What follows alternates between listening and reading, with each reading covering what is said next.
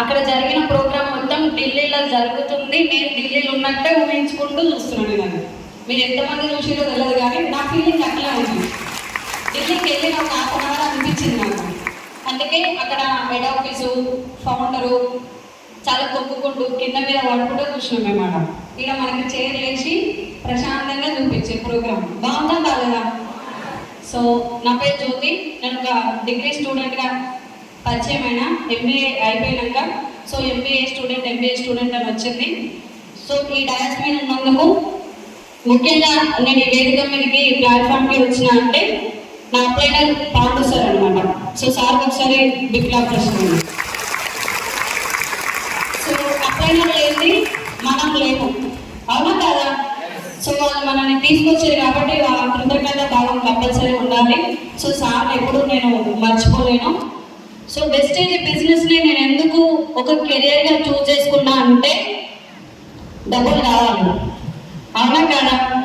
ప్రతి మనిషికి డబ్బు కావాలి. డబ్బుతో పాటు మీద ఏవైనా పర్లేదు, కానీ డబ్బు 100% కావాలి.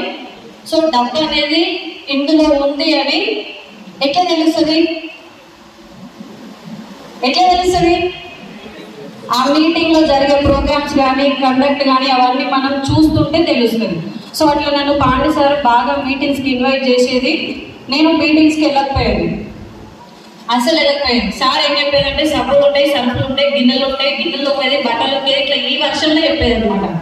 నేను వెళ్ళాల్సిన రూట్ ఏంటంటే దీపావళిగా కాస్ట్ ఉండాలని అనుకున్నాను, అవునా కదా. ఎంబీఏ అయిపోగానే ఇట్లాంటి మంచి స్టైల్ లీడ్ చేయాలని అనుకున్నా. సార్ ఇంత ఈ వర్గంగా చెప్తున్నాడు కదా, ఇది నాకు సూట్ కాదు అని చెప్పి కొంచెం అవాయిడ్ చేసిన. మీటింగ్కి వస్తే వెస్టేజ్ పవర్ ఏంటని నాకు కొంచెం అర్థమైంది స్టార్టింగ్లో. సో అట్లా నేను మీటింగ్స్కి వస్తున్నా కానీ పర్మిషన్ లేదు. ఇప్పుడు మీకు కూడా స్ట్రగుల్స్ జరుగుతున్నాయా లేవా? టీం రాకపోవడం, పాయింట్స్ రాకపోవడం, రకరకాల చాలా ఇష్యూస్ ఉంటాయి. బిజినెస్లోనే ఉంటాయా, మన జీవితంలో కూడా ఉంటాయి సమస్యలు. జీవితం మీద కూడా ఉంటాయి. ప్రతి మనిషి జీవితంలో ఎదగాలంటే సమస్యలు కంపల్సరీ ఉంటాయి. అవన్నింటినీ ఫేస్ చేసుకుంటూ ముందుకెళ్తేనే ఆ జీవితానికి ఒక అర్థం ఉంటుంది. సో ఈ బిజినెస్ లో కూడా నాకు చాలా రకాల సమస్యలు వచ్చాయి. ఆగిపోవాలన్న ఆలోచన వచ్చేది.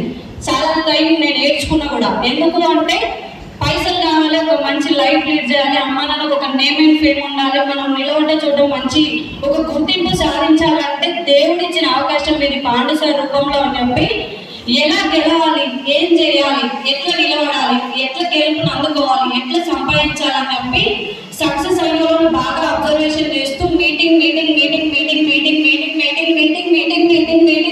వచ్చిన. సో మీకు ఈ పదం ఎన్నిసార్లు ఎందుకు చెప్పినా అంటే సక్సెస్ కావాలంటే మీటింగ్ అటెండ్ కావాలి. ఒక మనిషి ప్రాంతం ఉన్నాడు అంటే గుండె, అవునా కదా. ఆ గుండె లేకపోతే మనం ఇక్కడ లేనట్టే. సో వెస్టేజ్లో నువ్వు సక్సెస్ కావాలి, నీకంటూ ఒక ప్రత్యేకత ఉండాలి అంటే మోర్ మీటింగ్స్, నీ అప్లైనరు, నీ క్రమశిక్షణ, నీ డిసిప్లైన్, నీ పద్ధతి. మీ మెంటర్ ఏం చెప్తుందో నువ్వు దాన్ని డిసైడ్ అయి పని చేసుకుంటూ వెళ్ళిపోయినావు అనుకో 100% సక్సెస్ నీ ఎంత వస్తూనే ఉంది. సక్సెస్ కోసం ఊరుకోద్దు. నువ్వు ఏం చేస్తున్నావు, ఎలా చేస్తున్నావు, ఎలా ఉంటున్నావు అనేది రోజు అప్డేట్ చూసుకుంటూ ముందుకెళ్ళు.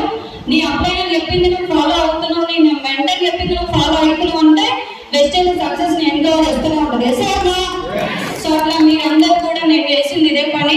మోర్ మీటింగ్స్కి అటెండ్ అయినా. ఇంకా నేను ఒక 2,07,000 చెక్ తీసుకుంటున్నా ప్రజెంట్.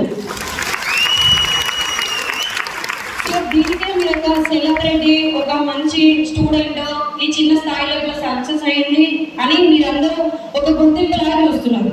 నాకు అది చాలా చిన్నగా ఒక ఆవగిందంతా అనిపిస్తుంది.